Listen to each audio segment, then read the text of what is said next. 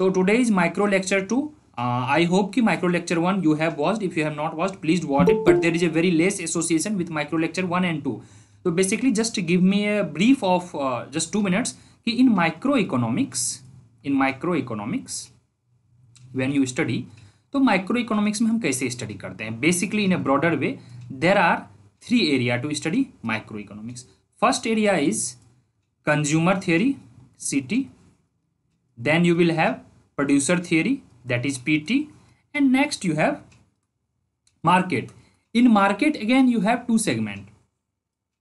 One is perfect and imperfect market, okay, from the producer side. And another we have in market itself, market for the factors of production. We will also cover it, don't worry. So broadly you can categorize microeconomics in 3 portions.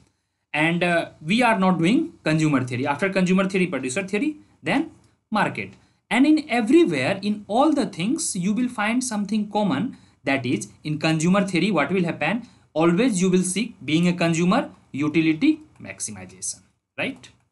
Producer theory mein, you will always see, being a producer, your current focus will not be for the output or profit. As a producer, first you will focus on cost minimization. First thing is that how cost को minimize किया जाए. And after cost minimization, if that product goes to the market, in market what you will seek profit maximization. Clear? यह 3 चीजें आपको पता होनी चाहिए कि utility maximization, cost minimization and profit maximization. And among all these 3, इन तीनों में कॉमन चीजें क्या है? जब basic maths that you should know, basic maths, differentiation and basic of integration. ठीक है? तो I presume, if I am not presume, I have already told you कि people who are very very weak, please at least read chapter number 4 and 5 of HL Ahuja, और you please revise basic of integration, basic of differentiation, just basic. जैसे 4x² plus 5x का differentiation क्या होगा, 2x का integration क्या होगा, just basic.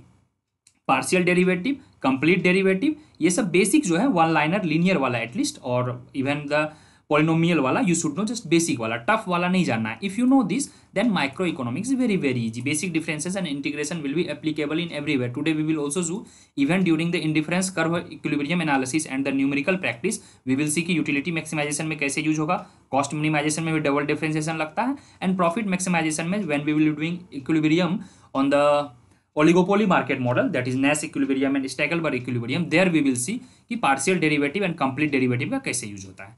ठीक है? Clear?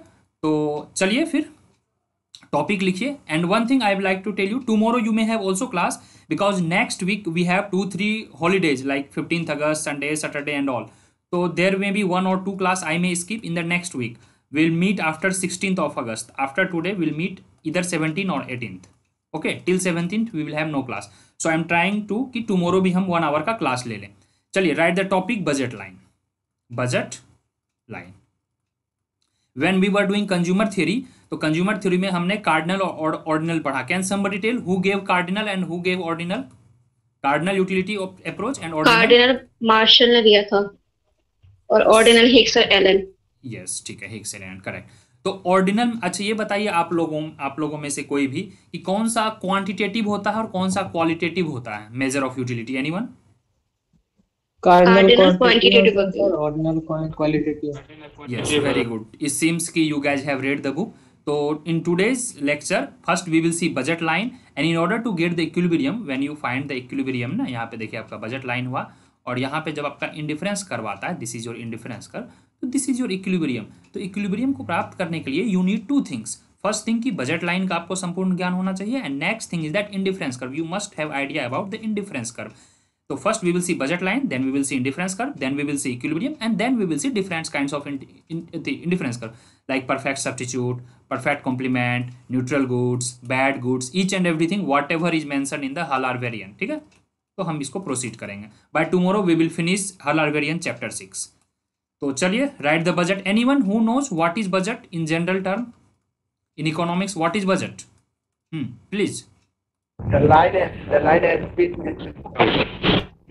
Yes, that is true. But if I ask you 2 things, we have 2 things. One is budget and another is budget sheet. ठीक है? पहले मैं एक डायग्राम आपको ड्रॉ करता हूँ. If you draw properly, so this is your budget. This is your budget line. How it came and how it affects everything I am going to tell you. So let's assume there are basic assumptions when we will be doing consumer theory in two goods. This is two good model.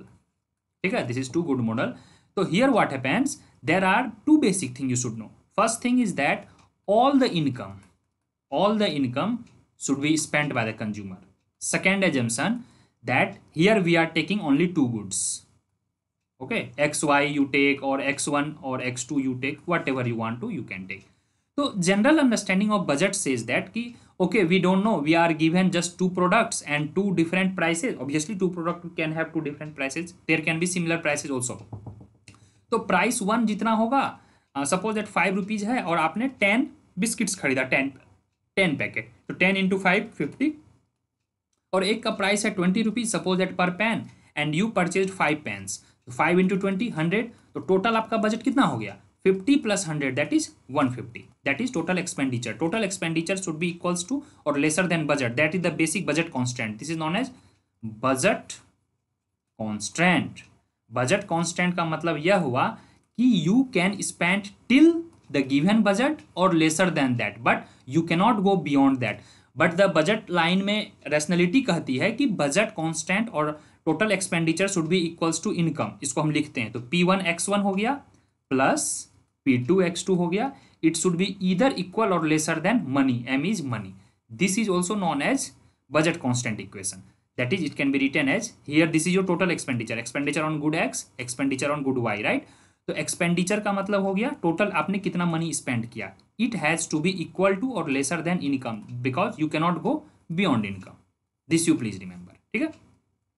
अब बात आती है class 11 की NCERT में, और it can vary if people are from ICSE board or some other board, तो they might have understood these things. Y equals to mx plus c. Anyone knows this? Line of equation line का कैसे निकालते थे हम लोग?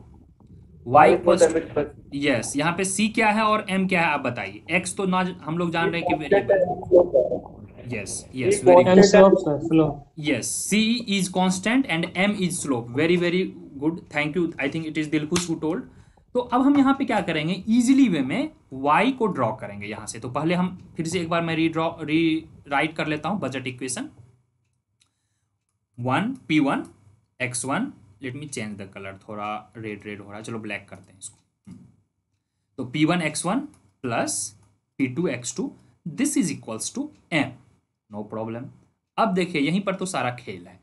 P1 X1 और P2 Y2 का मतलब यह हुआ कि आपने टोटल एक्सपेंडिचर ऑन 1 पे कितना किया एंड टोटल एक्सपेंडिचर 2 पे कितना किया, that has to be equal to money. अब आप लोग बोलोगे कि sir such kind of equation, why do we need to find the slope? We need to find the slope because without slope we cannot get the equilibrium. See this. This is your budget line and this is your indifference curve. Until unless there is a tangency between budget line and indifference curve, we cannot find the equilibrium. That's why to finding slope is important. तो यहाँ पर होता था y equals to mx plus c. इसको ये भी लिख सकते थे y equals to c minus mx. It is also tree. और y equals to minus m x plus c, all are equal, only plus and minus is nothing but the direction.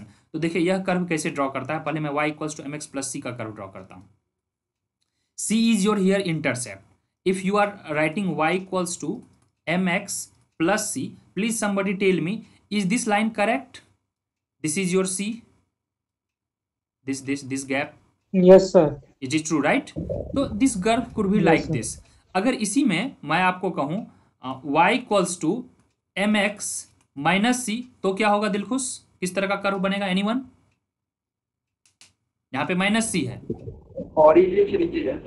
Sir नीचे से थोड़ा रहेगा, तो यहाँ पे negative में ऐसे से जाएगा, उठेगा फिर क्लोज. right? यस यस, क्योंकि c यहाँ पे क्या है, इंटरसेप्ट है. तो please remember where c is y intercept.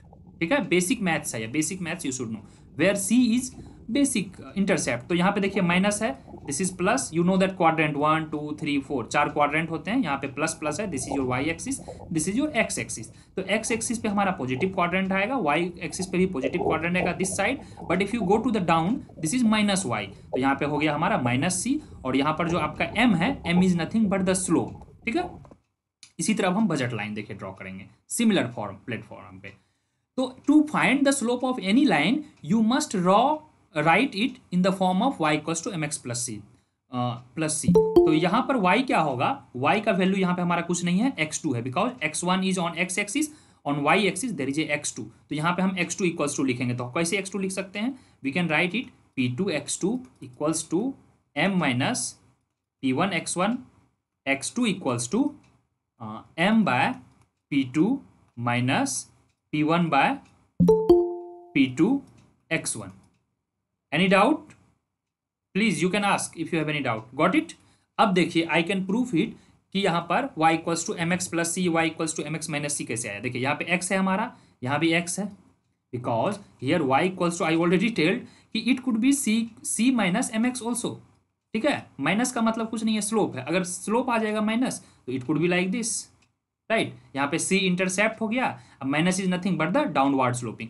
If in that slope, this is called slope, x के साथ जो भी एसोसिएटेड कांस्टेंट रहेगा term that is non as slope. तो स्लोप यहाँ पे क्या है, माइनस m है। In minus m slope that is downward. If there is a plus, like here we have plus m, if it is nothing that is plus, तो plus mx में क्या होगा, अपवर्ड स्लोपिंग होगा। यहाँ पे minus आ गया तो downward, that's it. In economics the sign means negative and positive. If there is a positive sign that is upward sloping, if there is a negative sign that is downward, that's it. इससे ज़्यादा आपको tension नहीं लेना इसमें। तो here we have negative slope. तो just I told कि whatever is associated with the x in y equals to mx plus c line में, तो here x के साथ किसका एसोसिएशन है, p1 by p2 का एसोसिएशन है। तो हमारा p1 by p2 क्या हो जाएगा, स्लोप हो जाएगा, right. So this is your slope of budget line. ठीक है, यहाँ पे स्लोप हो गया। और m बाय p2 क्या हुआ, m मनी है, प्राइस भी गिवन है, तो this is your constant, constant like c। यहाँ पे हो गया ये हमारा कांस्टेंट, एंड यहाँ पे ये हो गया। अब हम इसको रीड्रॉ करेंगे डायग्राम को, या तो लेट्स टेक दिस। सर आप बोले थे कि इक्विलिब्रियम में स्लोप यूज होगा, वो कैसे होगा? करेंगे ना, we will use that, don't worry. तो see here, this is our budget line. अब इसका स्लोप कैसे निकलेगा, पहले तो आपको पता होना चाहिए what is the difference between budget line and budget set. This is your whole budget, this is your whole budget line. ठीक है, तो just let me give a brief. The all set, this all set, this one and including this one, if suppose it this is your BL is budget line, this entire set will be known as budget set. This was asked even in the previous year questions few years back in different exams.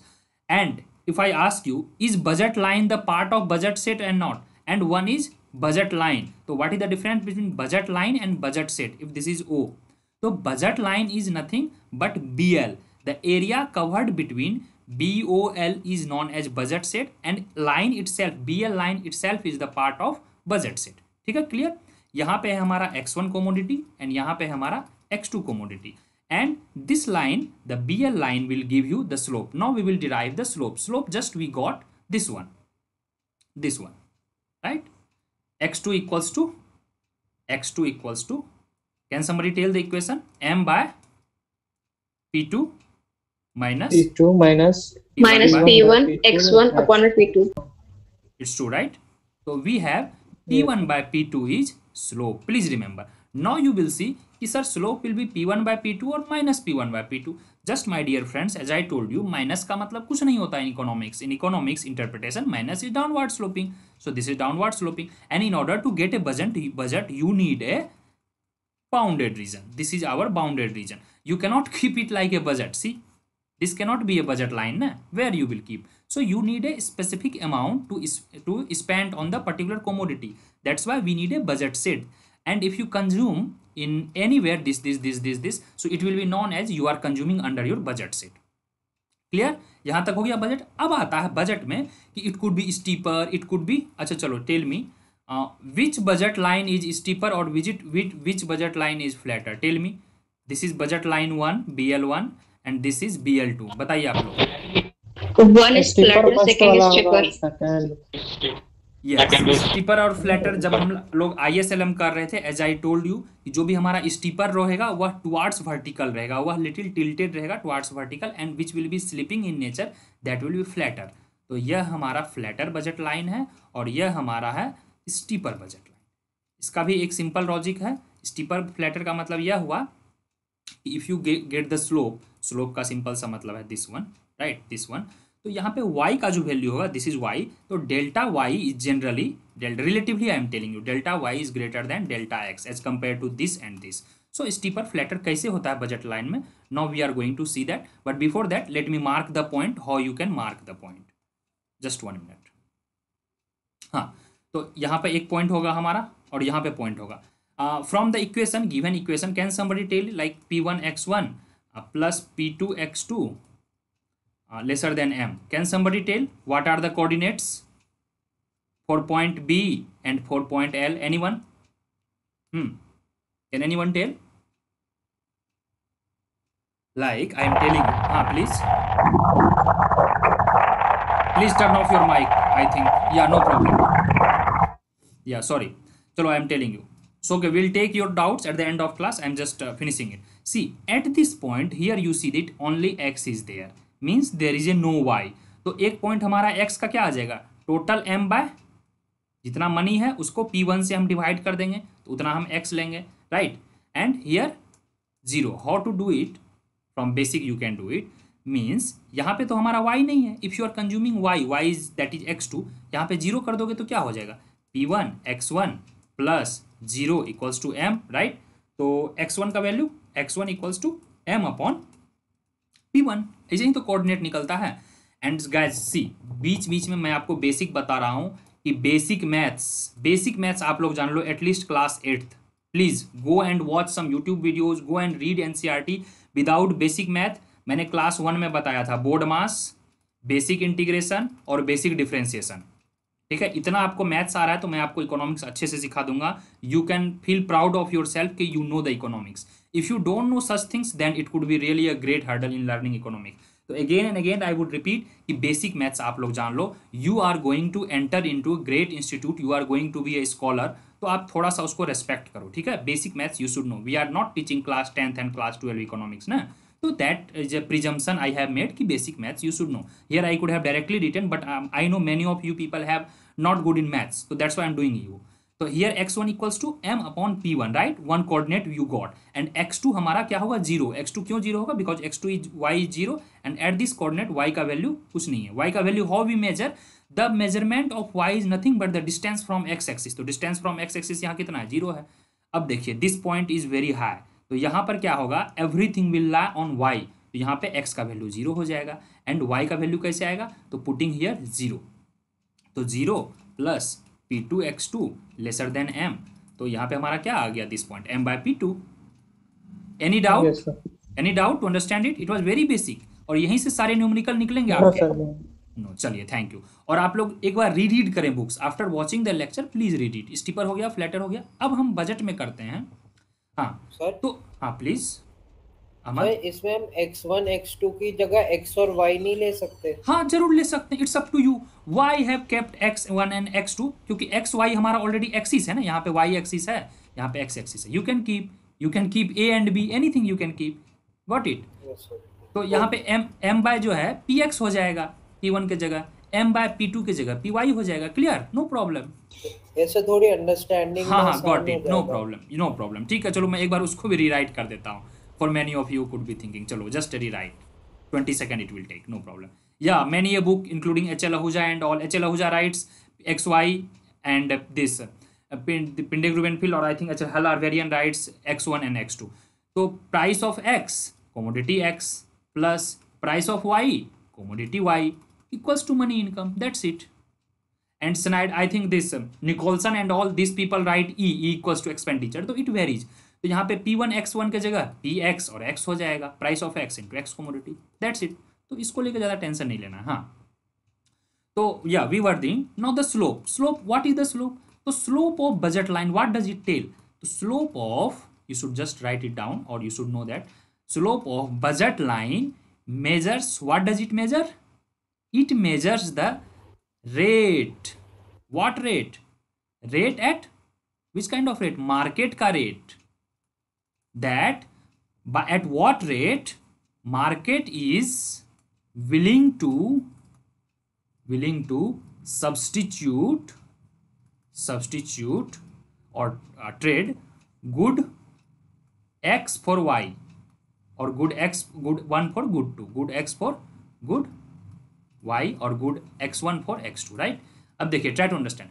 तो slope of budget line it measures the rate, what kind of rate, market willing, that kind of rate, at that rate market is willing to substitute good x and y, that is key p1 and p2, means if somebody is interested to suppose that p1 by p2 का value है 2, means for one unit of x or x1 you have to give up 2 units of y or x2 or vice versa, that is the real meaning of slope। तो slope, किसी का भी slope हम कैसे निकालते हैं usually, this is your delta y upon delta x, right, और delta x2 upon delta x1, ठीक है। x2 हमारा y एक्सिस पे आएगा, x1, please turn off your mic if somebody has turn on, please, या thank you. And here you can completely see that कि x वाला जो पोर्शन है, y वाला portion, let's take it y, तो this is your the change, it is called delta, this is change in y from here to here and from here to here, that is delta x। तो for the slope, basic maths class 11, slope is measured by delta x by y, तो यहाँ पे क्या हो जाएगा, this change that is delta x tan theta, yes sir, and tan this theta. Change that is delta x, या tan theta, got it, correct, p by b, right, perpendicular by base, यही ना। Yes, yes sir. या फिर इसको आप x2 upon x1 भी लिख सकते हैं, डेल्टा लगा के, डेल्टा इज चेंज, या क्लियर। तो यह हो गया स्लोप। अब एक चीज मैं आपको और बता दूं, यहाँ पे हमने जो निकाला था, this slope we got the value was, if you could remember in the first line itself, this one, please remember, this is very very important. क्या था स्लोप का वैल्यू हमारा for the budget line, this line, slope का value आया था -p1 by p2। तो यहाँ पे हम लिख सकते हैं, जस्ट ए मिनट, या तो यहाँ पे हम लिख सकते हैं, तो slope equals to delta y upon delta x is equals to -p1 upon p2, where minus is nothing but the negative sign. You need not to worry exam में माइनस रहेगा या नहीं रहेगा, माइनस रहेगा तो भी ठीक है, एब्सोल्यूट फॉर्म में if they are writing casually even they can skip minus, no problem, but the economics interpretation is that minus you should write because it shows the downward sloping. So minus p1 by py is the value of slope. Now we will Sir? see, हाँ please, sir इसको ratio of prices भी बोल सकते हैं ना? yes, obviously price ratio ना, p1 Yes, sir. and p2 ratio of price, true.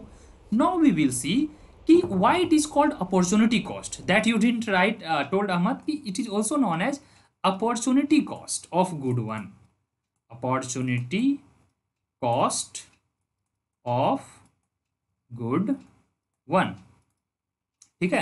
And dear friends, I have uploaded my Hull R variant handwritten notes chapter 2 to 6, so I at least request you people go through this, the note is here the notes, I think this notes, everything I have mentioned, everything. So if you cover these notes, no need to read even as Hull R variant separately, but if you read तो it's okay, ज़्यादा अच्छा होगा, आपका बल्ले बल्ले है। अगर आप यह नोट्स और वेरिएंट मिला के पढ़ते हैं तो दैट वुड बी बेटर, आपको सेपरेटली नोट्स बनाने की जरूरत नहीं है। I have covered chapter 2 to 6 which is very very important for the exam, specially for the consumer theory. या नेक्स्ट, अब हम आते हैं कि अगर सर प्राइस राइज हो गया, जैसे सपोज दैट इनिशियली हमने लिया कि चलो प्राइस ऑफ एक्स और एक्स कोमोडिटी और प्राइस ऑफ वाई कोमोडिटी, या फिर what ever you want you can write like p1 x1 plus p2 x2, ठीक है, no problem.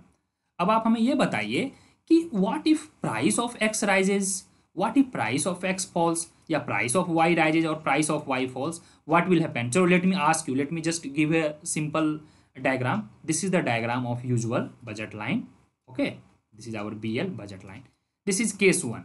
Suppose that in case 2 price of x rises, what will be the shape of budget line, how it will change, anyone? Will budget line shift leftward, rightward or what? Sir maybe you rotate कर जाएगी. Yes, rotate towards what, it's inside or outside? Outside. No, inside na, because price of x is rises. So your earlier budget line was this, but now your new budget line will be like this. This is your new budget line, right? Why? Because you are consuming this much quantity, this much x. What happened if price of x rises and given the budget, if money is given, obviously you will consume less. So now it will be like this. So if you are consuming here, so it will be like this much y and this much x you are consuming. तो यह original budget था और it will rotate inward like this. So please remember, if price of X rises, so it rotates, budget shift inward, right? And in this case, what will happen? The slope will be steeper or flatter? Anyone? Steeper. Steeper. yes, slope will be steeper. Why steeper?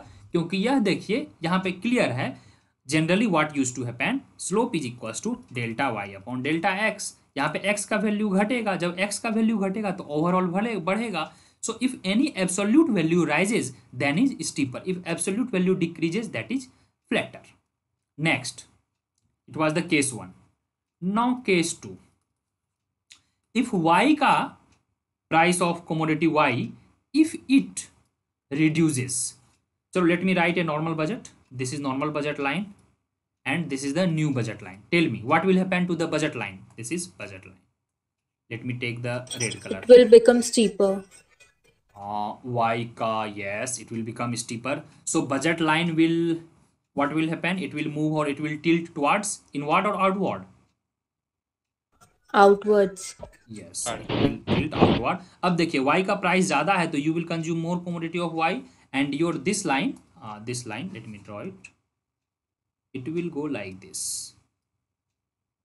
It will go like this. Let's see the example. ठीक है, यहाँ पे देखिए, this is your budget line, this is B1. That means कि new budget line will go like this. तो यहाँ पे देखिए क्या हो रहा है, आपका y बढ़ रहा है. तो अगेन आई टोल्ड कि डेल्टा y भी बढ़ेगी, delta y by delta x. If this rises, so this all will rises, and all together it will be again steeper. Sometimes what happen in exam, they will give a normal question. Normal question will give that कि there is a situation in which price of x rises more, price of y also rises, but it rises relatively lesser than price of x. Then what will be the shape or what will be the effect on the slope of this budget line? Will it be steeper or will it be flatter? तो आप वही delta y by delta x निकालेंगे और जिसमें ज़्यादा commodity हम consume करेंगे. आपको कुछ नहीं करना है, न्यू बजट लाइन ड्रॉ करना है. एक कर्व ऐसा ड्रॉ करेंगे. If any curve if it touches more of y axis as compared to less, तो it will be more of steeper. Simple concept है, outward जाती है. But at the same time, if it shifts outward on the x axis, in the case of price of x falls, if price of x falls, it will shift obviously rightward. Then here it will be flatter. Y axis पे अगर outward जाएगी तो steeper, x axis पे outward जाएगी तो that is the flatter. Similar, it will be just reverse in case of rise in price. This both cases we take fall in price of y, fall in price of x. But if there is a rise in price of x or rise in price of y, then what will happen? तो price of y जब आपका बढ़ेगा तो earlier it used to be here, then it will be here. तो यहाँ पे क्या होगा? बजट स्टीपर और फ्लैटर. जो स्टीपर हुआ करती थी वह फ्लैटर हो जाएगी. And it use to be x वाला जो चेंज होता था, it use to be flatter, it will be now steeper. Simple है लॉजिक. आपको रिकॉर्डेड लेक्चर मिल जाएगा, no need to worry, it will be now steeper. And you can please read it. How many you please tell me, done with the consumer theory from your side? You must have read during your graduation. Means you can tell कि yeah, I know the consumer theory very detail. Okay, good. चलो good. तो आप अगर interested नहीं है तो ज़्यादा class में आपको अटेंटिव रहने की जरूरत नहीं है. यू कैन दिस एडवांस का जो होगा हमारा एडवांस न्यूमेरिकल भी होगा इस पर. ठीक है, एडवांस न्यूमेरिकल में हम करेंगे डिफरेंट कंज्यूमर सेट्स के कैसे इक्विलिब्रियम निकालते हैं. And we will be also doing Lagrangian multiplier with the help of Lagrangian multiplier. जब कॉप डगलस का हम एडवांस करेंगे न्यूमेरिकल तो that will be more helpful for the exam purpose also. हाँ, तो एक और सवाल आता है. चलो, that was from the expenditure side. Means price of 1 को आप बढ़ा रहे हो, प्राइस ऑफ 2 को आप बढ़ा रहे हो या घटा रहे हो. That is from the expenditure side. If I tell you living all those things, just leave all those things, and directly if I tell you, suppose that there is a rise in z times price in both of the goods, what will be the effect on budget? देखिए यहाँ पे क्या होगा. That means कि z times price of x plus price of y equals to m. ठीक है, z times से यह बढ़ गई तो it can be written as price of x plus price of y equals to m upon z, right? This can be written. So in this situation what will happen? Here m by z can be written as 1 by z into m. Means कि budget line will shift, please remember if such thing happens तो you can say budget line will shift leftward by 1/z times. Simple. कैसे होगा ये देखिए, parallelly it will shift. ठीक है, यह था बजट लाइन आपका BL1 और it will shift like this BL2। Similarly if there is a increase in income by z amounts, जो हमारा बजट लाइन हुआ करता था PXX plus PYY equals to M into Z रहेगा, तो यह Z टाइम से आउटवर्ड शिफ्ट करेगी। This is inward and this is outward. Clear? तो यह हो गया आपका shift in budget line. This is non as shift in budget line. Please remember, जैसा कि हमने डिमांड में भी पढ़ा था, movement along demand curve and this shift in demand curve. Similarly, one question sometimes it is what about the tax? Means particular good है, you can have good 1 or you can have good 2, x और y ले लो, x2 और x1 ले लो, whatever you are comfortable. Suppose that here earlier you were paying for x1 p1 price, and now you are supposed to pay some tax, fixed amount of tax. Tax is imposed. So in this case, how it will impact the slope? Anyone? Can somebody tell the budget line slope now? Anyone? In normal form, budget line slope is P1 by P2, right? Minus P1 by P2. If other things remains constant, but there is an additional tax on price, मतलब जब आप price x1 करोगे तो P1 plus tax लगेगा। बताइए slope का क्या value होगा? Will it be flatter? Will it be steeper? No, leftward, rightward. Yes, that is for the budget line. So you should write that in the case of tax imposed on good 1, please remember good 2 पे होगा तो फिर दिक्कत हो जाएगी, इसलिए इसे लिखना चाहिए। तो what will be the slope? तो स्लोप क्या होता था? यूजुअली P1 by P2 हुआ करता था। नाउ क्या हो जाएगा? न्यू स्लोप P1 तो रहेगा ही, now tax will be added, T tax upon P2, simple, and minus का माइनस। अब बताइए, यह देखिए क्या होगा, this is and this is, if you see the absolute value इसका larger होगा in this case because your numerator is increasing, so numerator increases, absolute value increases, and if absolute value increases that means it is steeper। हमने इस पे एक discussion किया था कि steeper, flatter, absolute value and decreases increases, please go back to the macro days। हाँ, तो यहाँ पे क्या होगा? steeper होगा। Similarly that is the case of tax, similar things can happen। हाँ, तो यहाँ steeper जब होगा तो नॉर्मल बजट लाइन हमारा इस तरह से हुआ करता था। टैक्स हो जाने के बाद इसी में मैं ड्रॉ कर देता हूँ, just a minute. Once you impose the tax तो I think it will go like this.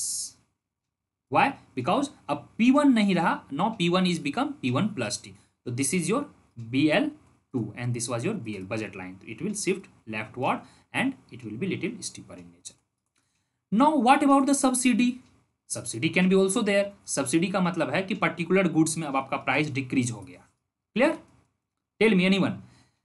3 case. Case 1, yes, very good. Case 2 and case 3. Case 1 में हमने लिया normal budget line, that is P1 by P2 minus P1 by P2. Case 2 में हमने tax लिया, that is P1 plus tax upon P2, that is minus is here, don't forget. And यहाँ पे क्या हो जाएगा? P1 minus सब्सिडी हो जाएगा S upon P2. Clear? यहाँ पे माइनस लगाना है, that is downward sloping. So in this case what will happen? One subsidy is added. This was your normal budget line, that is BL, and after the subsidy so your budget line will shift little right towards this X wala portion because now lesser price for X, so lesser price of X रहेगा। Suppose that for example let me give you price of X था 10 rupees, 100 rupees you were given, so you can buy 10 packets of biscuits। Now new price of X रहा after the subsidy and all 5 rupees, so how many amount you can purchase if you are buying X? तो 100 upon 5 that is 20 units of biscuits। तो यहाँ पे क्या होगा? यहाँ से बढ़ के यह यहाँ हो गया। क्लियर? तो इन दिस केस सब्सिडी जब आएगी तो क्या होगा? स्टीपर या फ्लैटर? फ्लैटर। तो चलो tell me anything, if anyone has any doubt regarding budget line, flatter, subsidy, tax, anything please ask, then we will now move to preference and this indifference curve. ठीक है, तो यह था हमारा budget का concept. Budget में 3 चीजें हमने मेनली देखा, एक नॉर्मल बजट, एक हमारा बिल्कुल राइट वार्ड शिफ्ट कर सकता है बजट, या फिर बिल्कुल right ward left ward shift कर सकता है बजट, और एक हमारा टिल्ट कर सकता है budget, that is it could tilt like this, और it could tilt like inward, और it could tilt like y axis पे, लाइक दिस। ठीक है, तो this 5-6 cases we have seen. अब आती है कि सर ये बजट का यूज कहाँ करेंगे। तो बजट आप क्यों बनाते हो? Because you will have certain preference, right, certain preference obviously. तो यहाँ पे प्रीफरेंस को लिखता है in normal, it is nothing but the indifference curve. ठीक है, and how we will proceed the micro, let me tell you little bit. हमने cardinal ordinal किया, that is the indifference curve and all, we will see, then we will see after this we will see elasticity. After doing elasticity we will see Hicks and Slutsky effect वाला, वो price effect equals to substitution effect plus income effect का diagram in all these 3 cases, that is inferior good, Giffen good and normal good. So after doing this normal indifference curve and all the cases, then we will move to elasticity chapter, and after elasticity chapter we will have micro test. एक mini test होगा, 2 test होगा micro का, in fact 1 or 2 test there will be, and it will be of nearly 20 to 25 questions, and all these things will happen this upcoming weeks, within 3 to 4 days it will be done. So be prepared and be with me, be tuned with me. अगर आप test में अच्छे perform करना चाहते हैं तो you can done, and test will be available till your course, till your exam is done, तो you can take your test, no need to be in hurry कि टेस्ट सर ने दिया है तो हमें करके दिखाना है, नहीं, आप लेक्चर कंप्लीट करें, आज करो, कल करो, आफ्टर 1 month करो, then you give the test and try to score maximum in the test. हाँ चलिए, तो अब हम स्टार्ट करेंगे, नया टॉपिक है प्रीफरेंस। ठीक है, प्रीफरेंस को ही हम लोग बोलते हैं indifference curve, indifference curve. Usually what happen in normal books, usually जो होता है बहुत तरह के इंडिफरेंस कर्व होते हैं, उसमें कुछ तरह का वैसा रिस्ट्रिक्शन नहीं है। इसका मतलब यह हुआ कि आपका जो इंडिफरेंस कर्व है वह नॉर्मल इंडिफरेंस कर्व हो सकता है। कुछ लोग बोलेंगे कि नहीं सर, एक सब्स्टिट्यूट गुड्स वाला भी इंडिफरेंस कर्व होता है, एक परफेक्ट कंप्लीमेंट वाला भी होता है, और एक रहेगा ऐसा सेफ कि नॉर्मल है बैड है तो कैसा बनेगा, एक ब्लीस पॉइंट और सेटिएशन पॉइंट वाला भी बनता है। तो different cases we will see, but before going to this deep first you should know कि what are the basic assumptions. ठीक है, क्या बेसिक एजम्पशंस हैं इंडिफरेंस कर्व के? There are 2 things, once you read indifference curve, primary level पर मैं पढ़ा रहा हूँ, one is assumption and another is features. ठीक है, तो पहले हम एजम्पशन करेंगे, फिर इसके बाद हम फीचर्स करेंगे। तो 3-4 एजम्पशन है, basically there are 3 assumption but some people write 4 assumption. तो फर्स्ट एजम्पशन है rationality, consumer should be rational, these all are assumption. Sometimes in exam they can ask which of the following are not associated with the indifference curve assumption. ठीक है, तो first assumption है rationality, consumer should be rational. Second assumption है आपका completeness. Can somebody tell what is completeness? Anyone? Because you are measuring utility, ordinal utility. Indifference curve was given by Hicks, and how Hicks measured the utility curve? By indifference curve. That's why we are reading indifference ordinal curve utility, and whenever we measure any kind of utility, this completeness was, I think if I am not wrong, was also applicable for the cardinal, that is Marshall. Completeness का मतलब यह हुआ, यह नहीं कि आप half चपाती खा रहे हो then you are measuring, no, you should consume that goods or particular commodity in a complete way. If you are measuring the utility, you should not measure कि 1/2 glass of water पिए और next time you are drinking 1 glass of water, then there cannot be comparison. That's why they have taken the assumption of completeness. Third है एक हमारा important assumption है, that is reflexivity है, एक reflexivity है, और तीसरा है I think VITY, या reflexivity, और हमारा फोर्थ assumption है transitivity। अब ये दोनों को हम समझते हैं, transitivity. So can somebody tell what is transitivity? What is transitivity assumption of indifference curve? Anyone? Please. Any idea? At least yes or no you can say. Transitivity क्या होता है बताइए आप। देखिए क्या होता था, No idea. No idea. That is also the great answer. I really like it. If somebody says no, means you are eager to learn. See, transitivity का क्या मतलब है? नहीं कहते हैं यार गजब ट्रांजिशन है, means from A to B.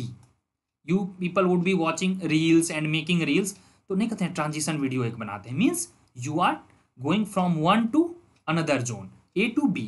तो transitivity principle of indifference curve shows that कि if A bundle is obviously x and y दो रहेगा whenever you talk bundle, so there should be 2 commodities minimum. We have assumed in the beginning कि 2 commodities रहेंगे and budget हमारा completely consume होगा. तो in 2 commodity there is a bundle and again 2 commodity X and Y, there is a 2 commodity B bundle. Means एक bundle यह है, एक bundle B है.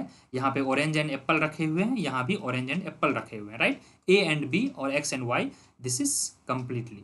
और ओ एंड जेड ले लो आप, O and Z, O and Z, ठीक है. तो this is A bundle and this is B bundle. Similarly O and Z का ही कमोडिटी है, दैट इज सी बंडल, ठीक है. तो द राइटर और this economist says that according to transitivity कि if you are preferring means if you want to take bundle A over bundle B, it's okay, no problem. Your preference is A, somebody is preferring A, and somebody is preferring bundle B over bundle C. Somebody means the same person but in different time. Another, he was given one task. Okay brother or okay sister, whatever you are, A is preferred to B, okay, no problem. B is preferred to C. So transitivity principle says that A should be preferred over C. That means if all the bundle are given together to you, you will prefer A. आंख मूंद के आप A उठाओगे. This is non as transitivity principle. और reflexivity का principle क्या कहता है, एक रिफ्लेक्सिविटी भी मैंने लिखा था कि यह रिफ्लेक्सिव होगा, वह आपके प्रीफरेंस को शो करेगा. That is consumer will be indifferent in choosing the bundle. Means if you are choosing X bundle at the same time, if same bundle is given to you, तो that will be again preferred. या तो यह equal रहेगा या तो you will prefer again same bundle. यह नहीं कि नहीं अब मैं यह नहीं लूंगा, मैं दूसरा लूंगा. These are the basic assumptions on that the our principle of indifference curve and budget line it works, ठीक है. अब हम ड्रॉ करेंगे कि इंडिफरेंस कर्व के फीचर क्या होते हैं, फिर हम ऑल फीचर्स के चर्चा करेंगे कि यह डाउनवर्ड क्यों स्लोपिंग होता है, फिर इसमें डिफरेंट गुड्स आएंगे. तो before going that I would just like to ask you, चलो let me just ask you basic questions before starting indifference curve. अभी हम इंडिफरेंस कर्व के फीचर करने वाले हैं. तो टेल मी वन थिंग, एक तो हो गया हमारा सब्स्टिट्यूट गुड्स और एक हो गया हमारा complementary good. How price is associated with substitute good and complement good. Suppose that price increases, what will happen to the quantity demanded with the substitute good, and if price increases, what will happen to the quantity demanded in complementary good? Anyone? Sir substitute जब होगा तो उसका demand बढ़ जाएगा. चलिए मैं बता देता हूँ. Yes you are right. तो see suppose that substitute good जब भी रहेगा 2 गुड्स रहेगा. जनरली हम लोग टी एंड कॉफी को लेते हैं, तो आज भी हम अपना धर्म को पालन करते हुए टी एंड कॉफी ही लेंगे, ठीक है. Tea and coffee. Suppose that in substitute good price of tea rises. Generally क्या होता है, इफ प्राइस इंक्रीजेज तो quantity demand falls, but substitute good कहता है no no no no, quantity demand will rise but quantity of coffee will rise. Please remember, if price of tea falls, sorry price of tea rises, obviously quantity of tea will fall. But substitute good doesn't talk about those things. The theory says that if price of any particular goods increases, the associated substitute goods, their quantity will increase, and just it will be same for the decrease. if price decrease होगा तो quantity of coffee भी decrease होगा, because price of tea हमारा decrease हुआ है तो people will consume more tea, they will substitute more tea from coffee. Now coming to the complementary good. Best example, they take car and petrol, or you can take like milk and tea, ठीक है, चाय पत्ती यहाँ पे जिससे चाय बनती है. तो सपोज दैट क्या होगा, प्राइस ऑफ टी इंक्रीजेस. अब चाय पत्ती का यूज ज़्यादा होगा, tea means tea leaf, I am writing tea leaf, ठीक है. If price of tea leaf is increasing, suppose that P is increasing, तो what will you do, you will make और prepare less tea at your home, तो definitely you will consume less milk. तो complementary good says that कि if price increases quantity demanded decreases. This is the meaning of complementary good, right. कि price of हमारा ये tea increase हो रहा है तो प्राइस ऑफ मिल्क हमारा डिक्रीज हो जाएगा. But here sign is always upward और always downward in the similar direction. तो any sign if it is goad in the same direction, it is non as positive effect, ठीक है. Positive effect of हमारा यहाँ पर price होगा, और यहाँ पर क्या होगा, negative effect. Why, because the direction is opposite. एक प्राइस हमारा अपवर्ड है, क्वांटिटी हमारा डाउनवर्ड है. Clear. Now coming to next, as we were doing indifference curve, अभी इसका जरूरत पड़ेगा, that's why I told you. Indifference curve features. 3-4 feature होते हैं। If you guys can help me, चलो फटाफट बता दो चारों features please. Anyone? Number 1, Higher the IC, higher the satisfaction. ठीक है, higher the IC higher the satisfaction, उसको बोलते हैं more is better, right? Indifference curve and convex to the origin. Okay, convex to Two origin, indifference curves never cut each other. They never touch each other. they never cut each other, yes, never cross never each touches other, x-axis or yes, y-axis. yes। और fourth बताइए, fourth क्या होगा? Curve slope downward to the right. Downward sloping. Yes, that actually you should have told in the beginning. Yes, indifference curve is normally we are taking, normally indifference curve is down. Yeah, turn off your mic. Downward sloping. Clear, very good. Now you guys tell me, more is better तो समझ गया कि मतलब higher indifference curve रहोगे तो higher utility मिलेगी, क्योंकि Higgs नहीं बोला था, सिंपल है। यहाँ पे आपका इंडिफरेंस कर्व है, higher means higher because x y आपका ज़्यादा कंजम्पशन होगा। That is true, that is very easy. Convex to origin भी काफ़ी इजी है समझ में, because indifference curve is like this. तो यहाँ पे कन्वेक्स शेप बन रहा है तो this is origin, so towards origin it is convex. And one more thing you should know, the shortest distance generally क्या होता है, यहाँ पर आपको नहीं फॉलो करना है। इन मैनी टाइम्स मैथ्स में बहुत लोग कंफ्यूज कर जाते हैं, तो यहाँ शॉर्टेस्ट डिस्टेंस की कोई बात नहीं है, क्योंकि ऑल द पॉइंट्स ना, all the locus, see what is indifference curve? Indifference curve is nothing but the जितने भी बंडल होंगे गुड्स के, उसके लोकस के ज्वाइंट है, this point this point this point, all level giving you same satisfaction. So let's say satisfaction का level हमारा कुछ कांस्टेंट है के, 5 यूनिट 10 यूनिट्स, तो at the same point you are getting same amount of utility, may be K और U. हो गया। Never cross each other, never cross का मतलब यह हुआ, देखो अगर it crosses, this is indifference curve, this is indifference curve, तो at this bundle C this is your higher indifference curve, right? But this person will say if you are taking assumption that कि all the points give same amount of utility lying on the indifference curve, then here I am on the higher indifference curve. It will say no, see here I am on the higher indifference curve, see at this point and at this point. So there is a confusion. That's why it cannot cross, indifference curve cannot cross. The important point of discussion now we are going to see why indifference curve is downward. Anyone? Why it is downward sloping? Indifference curve is downward sloping. क्या आप लोग कोई बोल सकते हैं? Marginal rate of substitution. Yes, marginal rate of substitution. What is marginal rate of substitution? Anyone? क्या होता है? The rate at which one community changes another community. Yes. Sacrifice upon my king.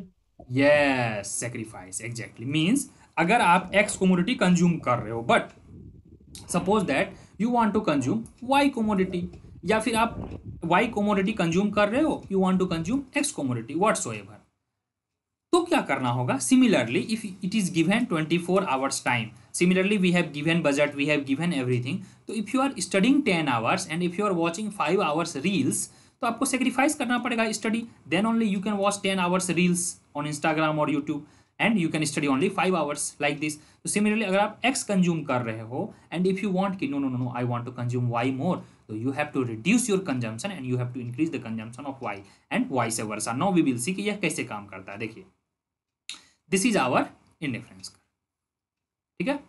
अब स्लोप कैसे निकालते हैं? Slope का simple सा फंडा है, सिंस हमारा वही चाइल्डहुड से वही पढ़ रहे हैं, delta y by delta x. तो यहाँ पे हमारा क्या है? डेल्टा वाई है, डेल्टा वाई है ना? This is your delta y and this is your x. यहाँ पे देखिए please look at here, this is your delta y, change in y, because this level to this level if you are coming here, and this is your x, this is your delta x. One point you guys miss out here, I think MRS तो सही है but IC is downward sloping because of what? अच्छा, tell me one thing, why it is convex to origin? Can anyone explain? If in exam if they ask, basically we are focusing here exam, तो basic we should know convex to origin का main reason है because there is a diminishing marginal rate of substitution, ठीक है? Here I am giving you the proof how, one second. तो hope you know slope of indifference curve gives the marginal rate of substitution. Clear? अब देखिए, चलिए मैं आपको proof करके एक बताता हूँ, सिंपल है लॉजिक, हम डायग्राम से प्रूफ करेंगे। सपोज दैट एक हमारा ऐसा है इंडिफरेंस कर्व और एक हमारा ऐसा है इंडिफरेंस कर्व।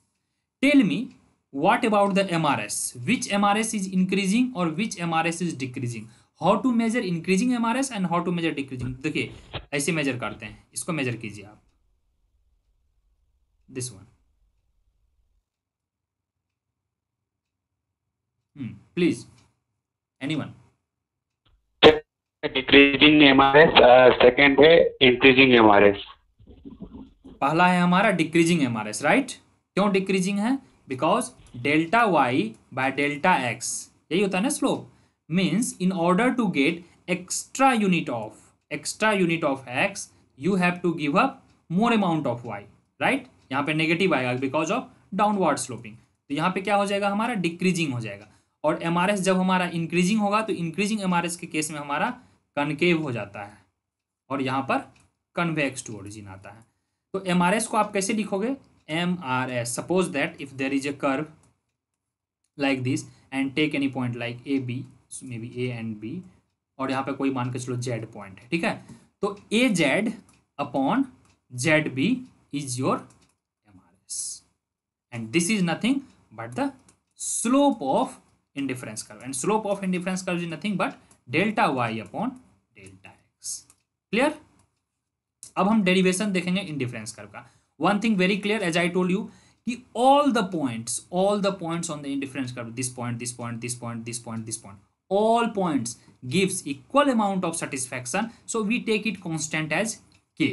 ठीक है, कोई भी हमने कांस्टेंट ले लिया k.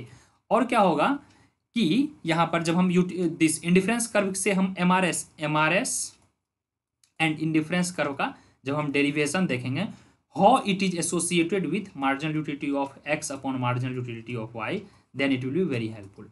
तो on utility, on indifference curve utility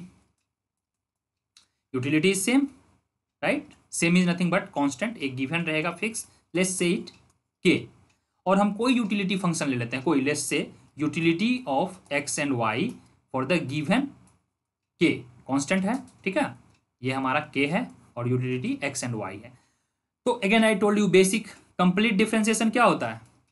complete differentiation by taking complete differentiation का मतलब यह है कि एक बार हम लोग dx को कंप्लीट करेंगे, एक बार dy को करेंगे, that is complete differentiation with respect to utility. का मतलब यह हुआ कि du बाय dx, और you can write like this, du by dx into dx plus y है हमारा, यूटिलिटी को कर रहे हैं du by dy into dy, और इसको डिफरेंशिएट करेंगे when we will be differentiating any constant. Here what will be, anyone?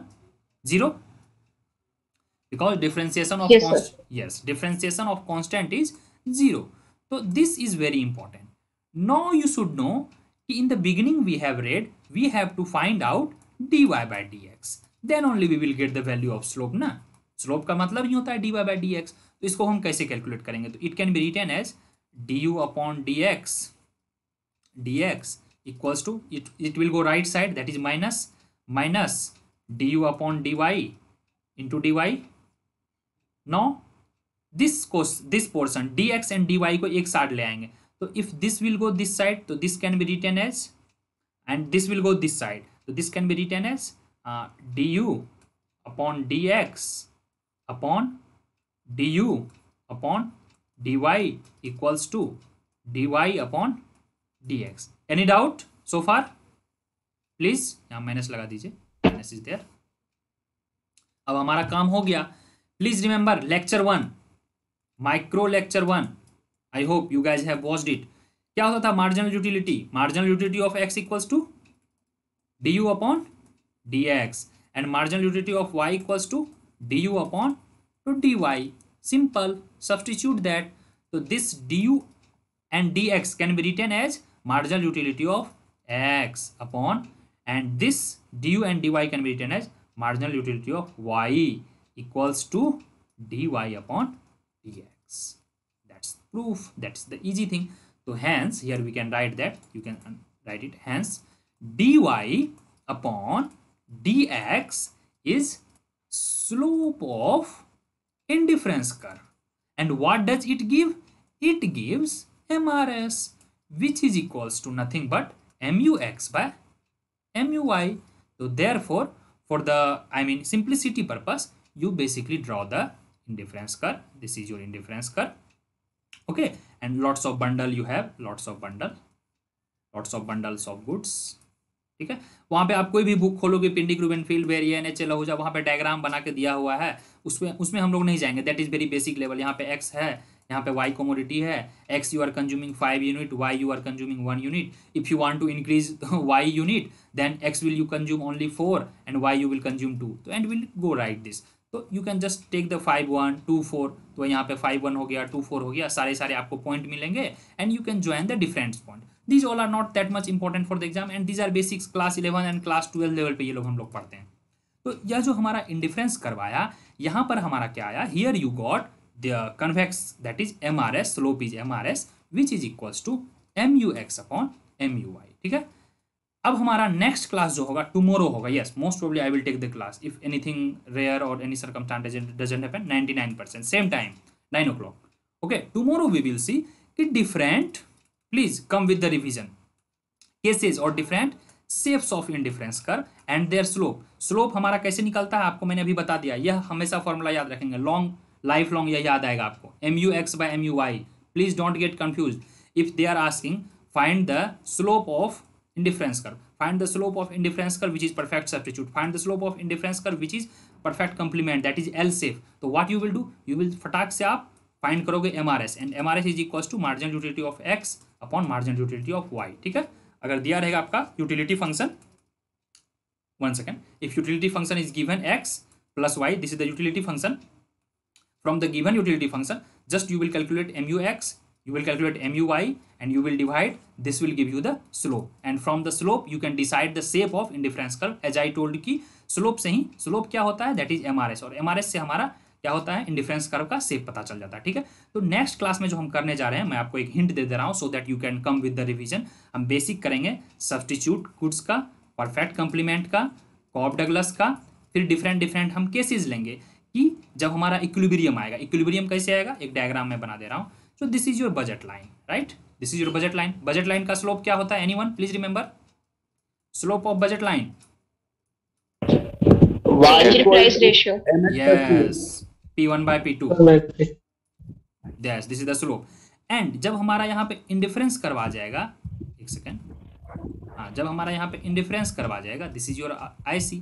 तो स्लोप ऑफ इक्विलिब्रियम कंडीशन बोलती है, that is slope of budget line must be equal to slope of tangent of, yes, tangent, exactly, I am coming to that, that is indifference curve at that point. तो यहाँ पे कब होगा, means tangency point पे होगा. Tangency का मतलब है दोनों के स्लोप वहां पे इक्वल रहेंगे. Slope of budget line throughout same होता है, that is P1 by P2. But indifference curve का स्लोप जब हम कैलकुलेट करेंगे तो हियर वी गॉट MRS. तो MRS is equals to P1 by P2. This is the equilibrium condition and MRS is equals to MUX upon MUY.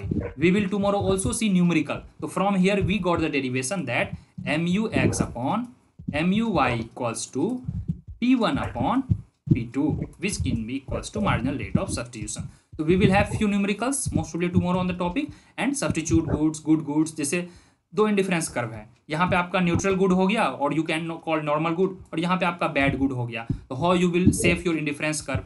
ठीक है, तो that we will see in the tomorrow class and tomorrow we will have some numerical.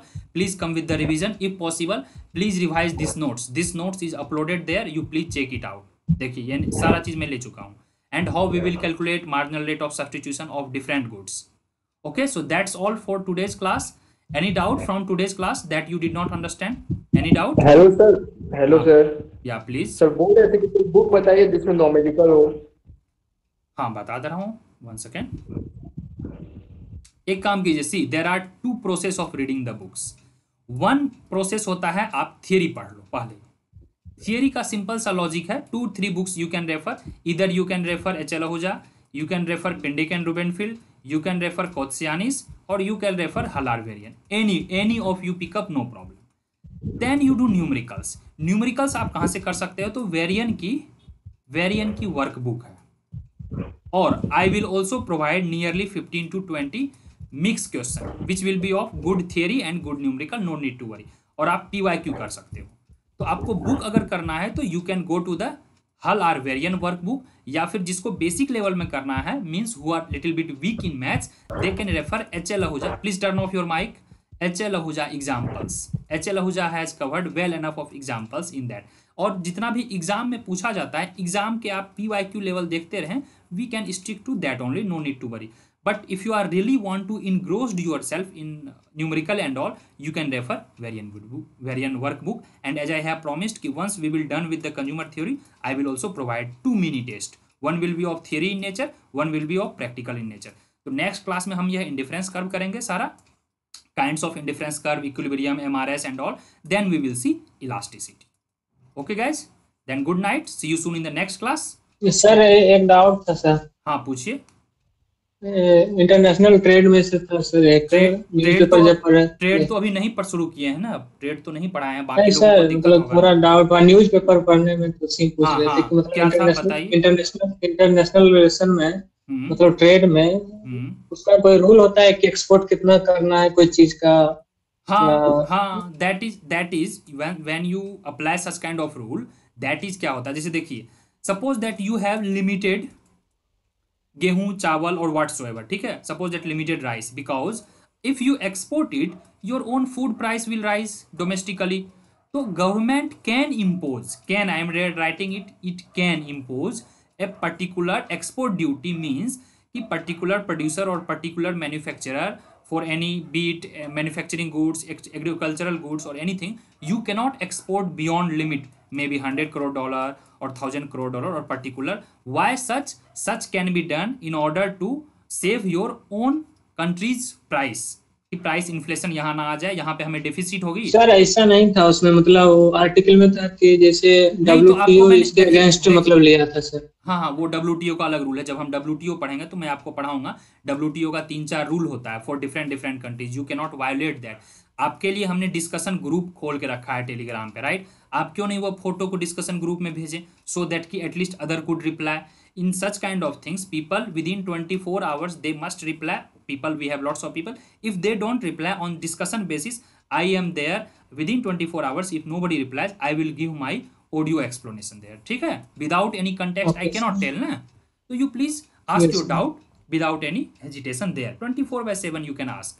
ठीक है? So that other people will also run. And I am very happy that you people are reading newspaper. In the orientation class, I told कि newspaper is very very important to understand the analytical aspect of economics. I am really proud कि you are reading newspaper. और उसके basics को जानना है, उसके ज़्यादा details में नहीं जाना है, उसके बेसिक्स जो है वहाँ से क्या हम इकोनॉमिक्स सीख सकते हैं, that you should understand from the newspaper. So I request you such kind of doubts, if anyone has, not only he has, if anyone has anything in IR, geopolitics, Indian economy, international economics, theoretical के beyond आप पढ़िए, तो you can definitely post that.